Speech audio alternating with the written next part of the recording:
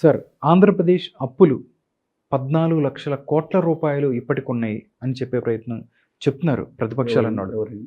ప్రతిపక్షాలు చెప్తున్నాయి. ఆధారాలు ఉన్నాయా? వాళ్ళు చెప్తున్న ఇవాళ ఆధారాలు. ఈ పాలకుడు శాశ్వతం కాదు, వచ్చే పాలకుడు కూడా నే- ఎవరు నేను శాశ్వతం కూడా అదే కాదు. చెప్తాను సార్. వీళ్ళు కూడా ఇన్ని 20 లక్షల కోట్లు ఇంకో ఆయన 30 లక్షల కోట్లు 14 లక్షల కోట్లు అంటున్నారు.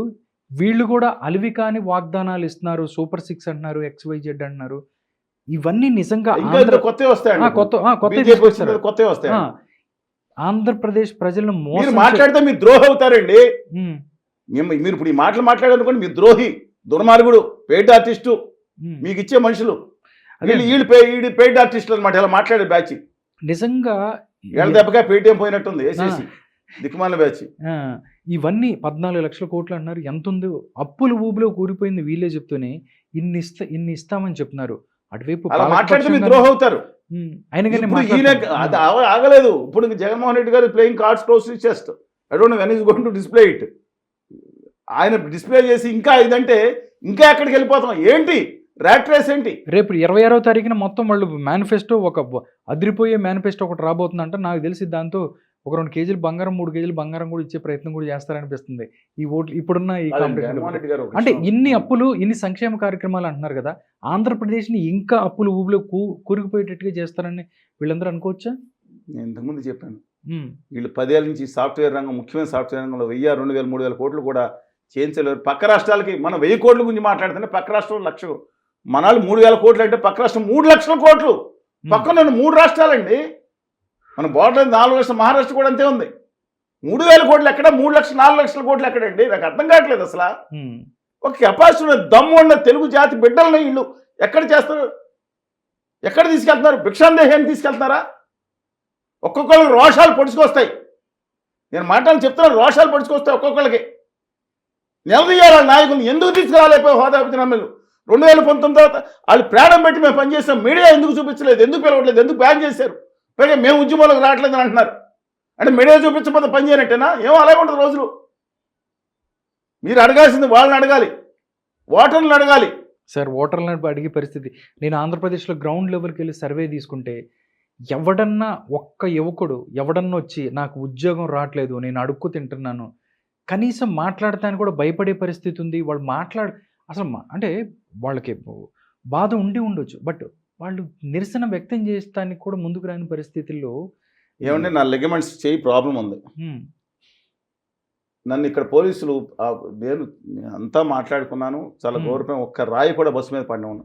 ఉమ్, ఎన్ని బంధువులు సమయకాల నుంచి ఎన్ని బంధువులు చేయించాం. ఇక్కడ బంధువులు మేనే కదా పిలిపించింది. నేను సాధన సమితే కదా అధ్యక్షుడుగా, నేను కాళేశ్వర రామకృష్ణ గారు, మధు గారు అందరూ పిలిపించాం కదా. ఉమ్, ఇచ్చినప్పుడు ఒక్క బస్సు మీద రాయించిన బస్సు మన ఆస్తి, మన ప్రజల ఆస్తి. అవును, ఎక్కువ శాంతియుతంగా నిరసన చెప్పచ్చు. చాలా శాంతియుతంగా, అది కూడా నేషనల్ హైవే బంధు 2 గంటలే, ప్రజలకు ఎక్కువ ఇబ్బంది పడకూడదని ఆత్మత్యాగం చేసుకున్నాను. మీ ఫోటోలు పంపిస్తాను. మునుకోటి దగ్గర నుంచి అనేకం. నిజంగా వాళ్ళ కొంతమంది దగ్గరికి వెళ్ళాం, కొంతమంది చేయగలిగితే ఇంకోళ్ళు సాయం చేయడం అంతే. వాళ్ళని గ్లోరిఫై చేయమన్నారు.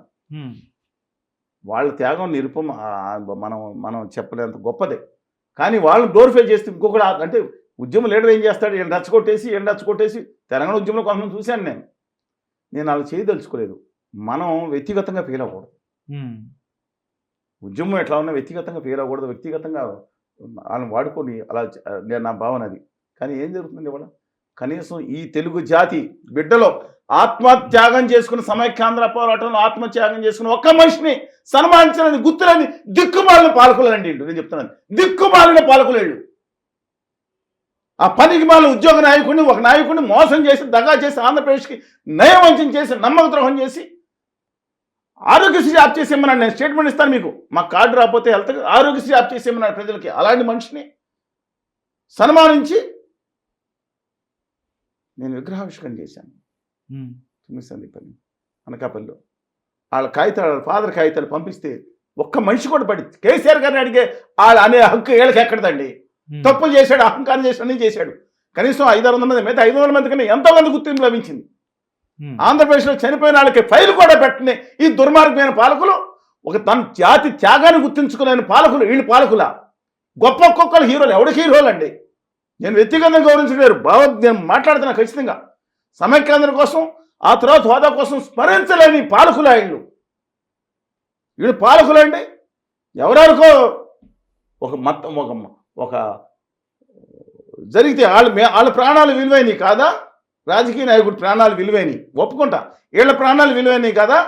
ఆ రాజకీయ నాయకులు అనేక మంది పాత్రం కదా, వాళ్ళ కోసం వాళ్ళు బతుకుతున్నారు, వాళ్ళ కుటుంబాల కోసం, వాళ్ళ ఆస్తుల కోసం బతుకుతున్నారు, వాళ్ళ ఫ్యాక్షన్ కోసం బతుకుతున్నారు వాళ్ళు అందరూ. అంటే అనేక మంది వీళ్ళు భావితరాలు బాగుండాలి మునుకోటి ఎందుకు చనిపోయాడు? వాళ్ళ పిల్లలు లేరు, నా భావితరాలు బాగుండాలని పెట్రోల్ కోసం బగమం మండుతుంటే చిరంజీవి గారు మీటింగ్లో ఆ రోజు చూశారు మీరు తిరుపతిలో. ఆయన త్యాగానికి విలువ లేదా? గుండె లోతులోంచి తడుముకోమని ఎవరు తిట్టినాళ్ళని మాట్లాడుకోమనండి. ఇది తెలియాలి, ప్రజలకు తెలియాలి. ఏ జాతి కూడా తన యొక్క జాతి కోసం త్యాగం చేసిన వాళ్ళు స్మరించుకున్న ఏ జాతి మంది ఆ శాపం అనుకోండి తగిలింది వాళ్ళకి, తగిలిచ్చింది రాజకీయ నాయకులు, గొప్పవాళ్ళు ప్రజలు. సార్, ఎలక్షన్స్ జరగబోతున్నాయి, మీరు పోరాటం చేస్తున్నారు, ఏదైతే ఆంధ్రప్రదేశ్ హక్కు ప్రజల హక్కు తిరుగుతున్నారు, చాలా కష్టం తిరుగుతున్నాం, మళ్ళీ వెళ్తున్నాను. ఒకవేళ ఇప్పుడు కూడా ఒకవేళ నెక్స్ట్ ఎలక్షన్ అందుకని గత 15 రోజులు మీకు అందుబాటులో ఉండొచ్చు, వచ్చే 15 రోజులు. అవును మీరు ప్రజల్లోకి వెళ్తున్నారు, మాట్లాడుతున్నారు, తిరుగుతున్నారు. ఒకవేళ బీజేపీకి సంబంధించో లేకపోతే బీజేపీ మీద డైరెక్ట్గా పోరాటం చేసే దమ్ము ధైర్యం ఏ ప్రాంతీయ పార్టీకి ఆంధ్రప్రదేశ్లో లేదు. ప్రతి ఒక్కళ్ళు వాళ్ళ దగ్గరికి వెళ్ళి మాట్లాడుతున్న పరిస్థితి. ఒకవేళ వైఎస్ఆర్ కాంగ్రెస్ పార్టీ గెలిచినా, కూటమి గెలిచినా, కూటమిలో బీజేపీ ఉంది, ప్రత్యేక హోదా గురించో లేకపోతే విభజన హామీల గురించో వీళ్ళ అడిగే దమ్ము వీళ్ళకుందా? అసలు వచ్చే అవకాశం వచ్చే 5 సంవత్సరాల్లో ఉందని మీకు అనిపిస్తుంది? 2027 మార్చి 31 వరకు ఈశాన్య రాష్ట్రాలు ఇంతవరకు ప్రత్యేక హోదా వచ్చే రైతులు కొనసాగుతున్నాయి. వాళ్ళ కాలి గోటుకు కూడా పనిచేయరు కొంతమంది రాజకీయ నాయకులు. వాళ్ళు తెచ్చుకుంటున్నారు, తమిళనాడుకి ఏం తెచ్చుకుంటున్నారు, వాళ్ళ కాలి గోటుకు పనిచేస్తారు కొంతమంది రాజకీయ నాయకులు.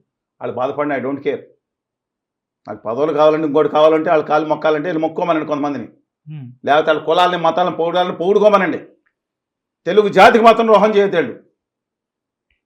రాష్ట్రం కాదని ముఖ్యం, వీళ్ళ కులాలు, ఇళయిరోలు, వారసత్వాలు వీళ్ళ ముఖ్యం అయిపోయినాయి. ఆంధ్రప్రదేశ్ ఇంకొక 30-40 ఏళ్ళ కుల వ్యవస్థ పోతుంది, అప్పుడు ఏం చేస్తారు? అందుకని ఇవాళ ఖచ్చితంగా, కానీ ఒకటి చెప్తున్నాను, let is be honest, do respects the leaders. Chandrababu Naidu గారు, జగన్మోహన్ రెడ్డి గారు, కళ్యాణ్ బాబు గారు, శ్రీనివాసరావు గారు, రామకృష్ణ గారు, వాళ్ళ మీద ఎవరైనా సరే, ఈవెన్ వాసగిరి వెంకటలక్ష్మీ గారు, జేడీ గారు, ఎవరున్నా కాదు, వీళ్ళందరూ మీకు కనపడేవాళ్ళు, కనపడిన లీడర్స్ కూడా చాలా గొప్ప వాళ్ళు, త్యాగమూర్తులు చాలా మంది ఉన్నారు. Everybody is having every concern for the state of Andhra Pradesh. Okay, నేను దయచేసి చెప్తున్నా, చంద్రబాబు నాయుడు గారికి ఇవాళ మోడీ గారిని అమిత్ షా అంటే ఇష్టం ఉందని నేను అనుకుంటలేదు. ఎప్పుడు నేను ఆత్మకథ రాస్తే నా మాటలు వింటే వాళ్ళ క్యాడర్లో 90% మంది కూడా ఏదో తెలియక ఇక్కడ బిగపట్టుకుంటున్నారు తప్పితే ఆయన అరెస్ట్ చేసిన దాంట్లో లేదని అనడానికి చెవులో పువ్వులు పెట్టుకుని క్యాబేజీలు పెట్టుకున్న వాళ్ళు ఎవరు లేరండి అక్కడ. తప్పనిసరి అయ్యింది, ఈ దుర్మార్గాన్ని ఎదుర్కోవడానికి అనే విధంగా సమాధానం పరుచుకున్నారు. నేను చెప్పే మాటలో వాస్తవం ప్రతి ఒక్కరు తెలుసు, కానీ తెలియదు ఏంటంటే వాళ్ళు 2019 తర్వాత బీభత్సంగా ఉద్యమం చేసిన, భయంకరంగా ఉధృతంగా ఉద్యమం చేసిన మీడియా వేయలేదు కాబట్టి మేము చేయలేదు అనుకుంటారు. అంతకుమించి వాళ్ళు పొరపాటు పట్టలేదు. కానీ పెయిడ్ ఆర్టిస్టులు కొంతమంది ఉన్నారు, మేము సీన్లోకి వెళ్ళిపోతే తమ ఉద్యమాల్లోకి రావచ్చని బూతులు తిట్టిన నాయకుడిని మళ్ళీ పొగుడుకుని స్వీట్ల కోసం తిట్టే నాయకులు ఉన్నారు. సరే, వాళ్ళు ఎవరు పేర్లు చెప్పను, ఎందుకంటే నా గురించి ఉద్ధరించలేదు కాబట్టి వాళ్ళు. కానీ ఒకటి చెప్తాను, దయచేసి ప్రజలారా గుర్తుంచుకోండి, ఇవాళ కనుక 230 సీట్లు కనుక వస్తే కేంద్రంలో, చంద్రబాబు నాయుడు గారు 1999-98లో చక్రం తిప్పినంత కాపైనా చక్రం తిప్పడానికి రెడీ అయిపోతారు, సమస్య లేదు. ఆయన మోడీ గారు మొహం చూడండి, చంద్రబాబు నాయుడు గారు అంటే ఎలా చూశారైనా, ఈయన 3 సార్లు 10 సార్లు నమస్కారం పెడతానే ఉన్నారు. ఈయన ఆ రోజు వాళ్ళ భార్య గారిని అడ్డం పెట్టి తిట్టాల్సిన పని లేదు, వాళ్ళు 10 సార్లు పొగడాల్సిన పని లేదండి. ఇవాళ 230 సీట్లు వచ్చిన తర్వాత మీరు అసలు చంద్రబాబు నాయుడు గారు ఏంటో మళ్ళీ చూస్తారు.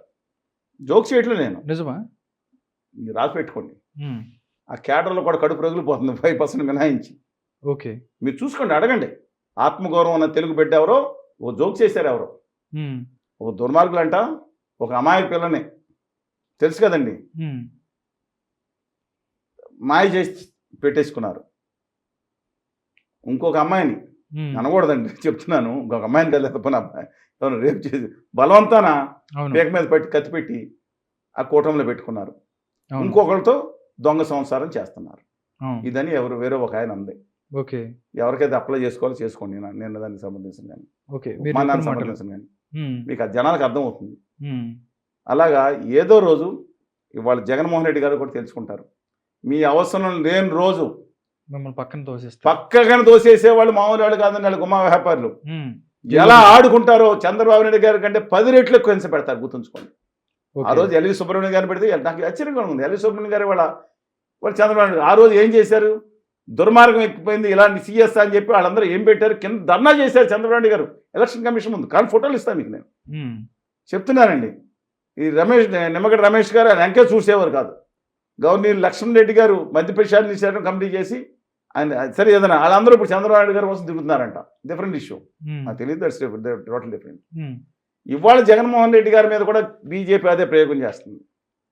6 ఆఫీసర్లు మార్చారు, ఇంకిద్దరిని ఇవాళ మార్చారు. అవును, ఈ రోజు ఇద్దరు మార్చారు. బిఎస్ఆర్ గారిని, కాంతిరావు రాణా గారిని, టాటా గారిని, కాంతి రాణా టాటా గారిని, ఇంకోటి కూడా మార్చవచ్చు. అంటే సిఎస్ నన్ను డీజీపీని మార్చేస్తే కూడా మార్చాలని అంటున్నారు. సరే ఏదైనా కానివ్వండి, ఆ, రామకృష్ణరాజు గారు అన్నారు, ఆ, ఆయన సరే ఏదైనా కానీ ఇష్యూ అది కాదు. ఉమ్. వాళ్ళకి అవసరం అనుకుంటే రేపు పొద్దున ఏదైనా చేస్తారు. చంద్రబాబు నాయుడు మార్చేస్తారు, జగన్మోహన్ రెడ్డిని కూడా మార్చేస్తారా? వీళ్ళిద్దరిని ఒకళ్ళ మీద ఒకళ్ళని పెట్టి ఉసుకో అంటారు, మధ్యలో ఒకళ్ళని పెట్టుకుని ఆ, ఎవరు అవసరమైతే లేపుతారు, ఒకవేళ ఉసిరి తగ్గిస్తారు. అంత చేతకాన్ని అయిపోయిందండి ఆంధ్రజాతి. ఉమ్. ఢిల్లీ పాదాల దగ్గర వెళ్ళి తలకాయలు తాకట పెట్టి ఆత్మగౌరవం తాకట పెట్టే పొజిషన్కి ఒక గొప్ప నాయకులను తీసుకెళ్ళిపోయిన వాళ్ళని గుజరాతీ పాలకులను చూసి చాలా బాధగా ఉన్నారు. ఉమ్. తెలుగు జాతి చెప్తున్నా, అంత తెలుగు జాతి చేతకాంది అనుకుంటారేమో.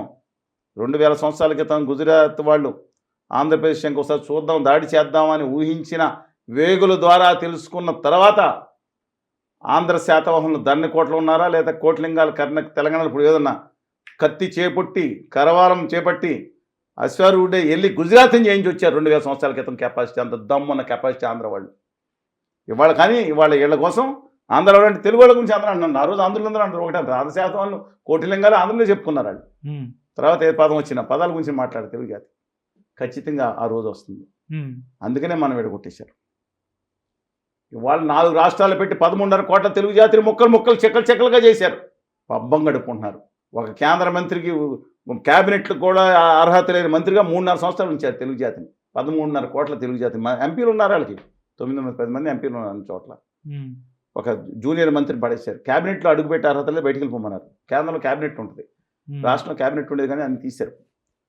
క్యాబినెట్ సమావేశానికి క్యాబినెట్ మంత్రి హాజరవుతారు, మంత్రులందరూ హాజరు కారండి. కేంద్రంలో మామూలు సహాయ మంత్రులు పెట్టి చేతులు బయట ఉండమంటారు. ఉమ్. అలాంటి బయట ఉన్న 13.5 సంవత్సరాలు బయట ఉండ పెట్టిన జాతి అంతకుముందు 12 మంది మంత్రులు ఉన్నారు ఆంధ్రప్రదేశ్, 11 మంది మంత్రులు. అలా తెలుగు జాతి ఆ కిషన్ రెడ్డి గారి ద్వారా ఎలివేషన్ ఇచ్చి ఒక మంత్రి వాళ్ళకి మొత్తం ఉన్నాయి మన దగ్గర ఉన్న. అందుకని తెలుగు జాతికి న్యాయం చేసి అధికారంలో రమ్మనండి. శ్యామప్రసాద్ ముఖర్జీ గారి పార్టీ అండి, అది ఉమ్. త్యాగం చేసిన పార్టీ అండి. వాజ్పేయి గారి పార్టీ అండి, చాలా గొప్పవాళ్ళు ఉన్న పార్టీ అండి అది. కానీ వాళ్ళ వ్యాపారుల పార్టీ అయిపోయి ఆంధ్రప్రదేశ్ మీద కత్తి పెట్టి ఇవాళ న్యాయం చేశారంటే అలా నడుస్తుందండి. అందువల్ల తెలుగు జాతి బిడ్డలు ప్రతి ఒక్కళ్ళు తెలుసుకుంటారు. వాళ్ళు జగన్మోహన్ రెడ్డి గారు కూడా వాళ్ళ క్యాడర్లో 80% మందికి మోడీ గారి పార్టీ అంటే ఇష్టం లేదు. మీరు సర్వే చేయండి. ఇప్పుడు ఇవాళ ఫోన్ కాల్ తీసుకోండి, ఉమ్. వాళ్ళ పేరు చెప్పండి, ఫోన్ కాల్ తీసుకుని మేము ఓటు జగన్మోహన్ రెడ్డికి ఇస్తాం, మోడీ అంటే మాకు గిట్టదు అనేవాళ్ళు ఆ పార్టీలో 80% ఉన్నారు. ఉమ్. ఇంత వ్యతిరేకత పెట్టుకుని కూడా ఆయన చక్రం తిప్పేసి 25 సీట్లు ఏం చేసుకుని 175 170 బానిసలు గుద్దండి రా, పదండి తోసుకు పదండి ముందుకు, గుద్దండి మా పాలకులు గుద్దండి కాళ్ళ దగ్గరికి వెళ్ళిపోయి ఓట్లు గుత్తారు, ఏది ఇచ్చేసుకుని ఆ క్యాండిడేట్లు గెలిపించేసుకున్నారు. ఉమ్. మెజార్టీ లేదా వాళ్ళకి మైనార్టీ రాసేవాడు, అయినా తీసుకెళ్ళి ఓట్లు ఏం చేసుకున్నారు. ఓకే. ఏదో రోజు తెలుగువాడు తెలుసుకుంటాడు, అన్యాయం తెలుసుకుంటాడు, తిరగబడతాడు. ఆ వాయిస్ వినిపించడానికి మేము ఉంటాం.